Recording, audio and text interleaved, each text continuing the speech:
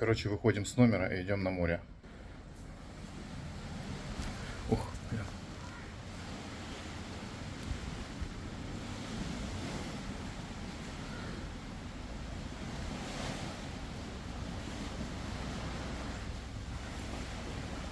Сапель какой сидит.